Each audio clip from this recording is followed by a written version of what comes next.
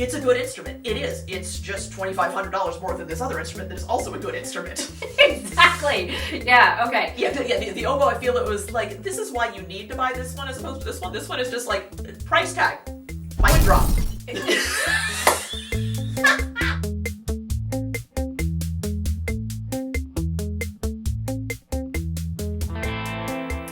Hi guys, welcome back to my channel. I am back again with our guest, English horn and oboist, Eryn Howard from the Atlanta Ballet. And she is going to talk us through some of the English horns that we saw at the International Double Reed Society Conference. And also we have those Eryn off discount codes to save you $1,000 on the brand new Nobel instruments that we picked up.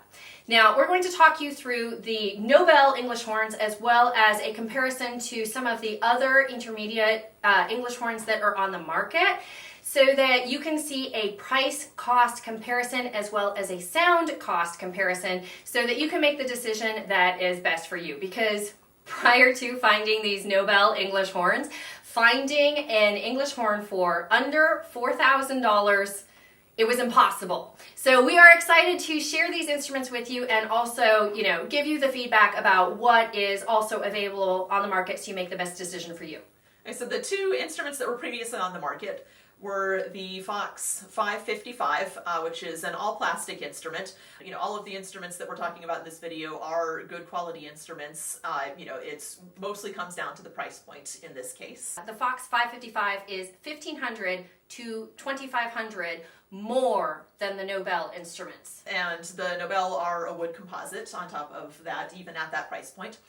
The other instrument that was previously on the market was the Howarth S20C. That is an all-wood instrument, but again, the price point is still just higher than the Nobel. That one runs about $700 to $1,700 more than the Nobel instruments. The wood composite, I think, has a very comparable sound to some of the wood instruments, and in some ways you don't have to deal with some of the ideas of cracking. We've got two models of Nobel instrument here. We have the PVN-EH. This is the base model, and with the discount code, it's coming in just under $3,000. So it's all wood composite. That means that you're not really going to have to worry about cracking. So this is a fantastic instrument to have, especially for schools where you're probably only going to pull the instrument out once every year or two for MPA competitions. It's full conservatory. It has all of the keys that you would find on a professional instrument, and it still has a really good sound, even at that price point. Yes, and we do have those sound clips.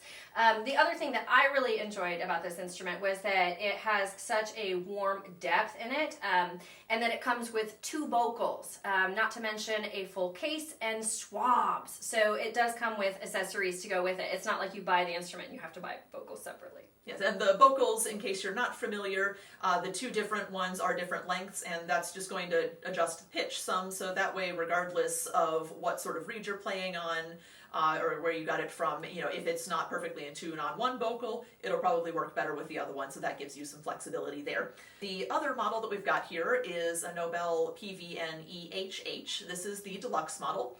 So in terms of keywork, it's identical to the other model. The difference here is that you've got the wood composite upper joint still, so you still don't have to worry about cracking, but the lower joint and the bell are solid wood. So that's just going to give you a bigger, richer sound and get you closer to sounding like you're playing on a really top-of-the-line instrument. Yes. And this one is where you are pushing more into that wooden sound. The Fox Renard 555 being a plastic instrument, it's so much more expensive. And I like the sound of these wood composite instruments better, even though they are, so much financially less. That wood composite just has a resonance to it that I think is unprecedented in comparison to plastic. Yeah, both of these instruments are just a really fantastic addition to the market out there, and I'm so excited that there is an instrument that is going to be in the budget for a lot of schools and younger players who just aren't ready to put out the money for a professional instrument. It makes the English horn finally accessible. So we are so excited. We are going to, at this point, cut away to the sound clips so that you can hear these instruments. I do have to note that Erica is playing one of her own English horn reeds, so if you are interested in getting one of her reeds, I will link her information in the description box down below.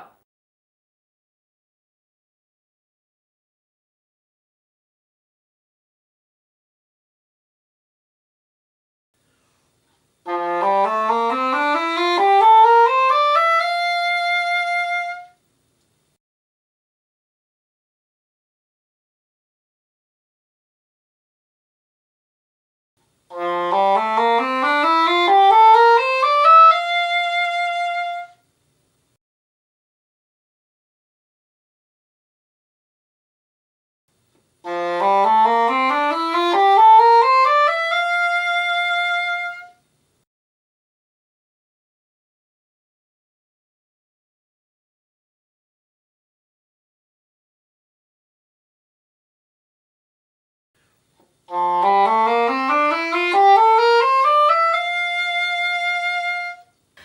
guys, I hope you enjoyed this video. If you did, be sure to give it a thumbs up.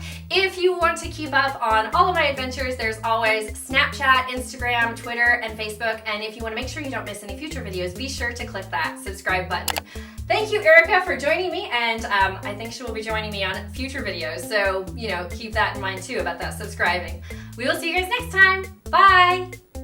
So there are 3 big things that you're going to notice in terms of Keywork that are going to start holding students back within about their first 6 months of playing. The first is that you don't have a left F key, and then the other is that you don't have a forked F resonance key. I am again joined by guest oboist and English horn, Eryn. Yeah, okay. Okay. Oh my god, you can afford these. Because, oh my god, you can afford these.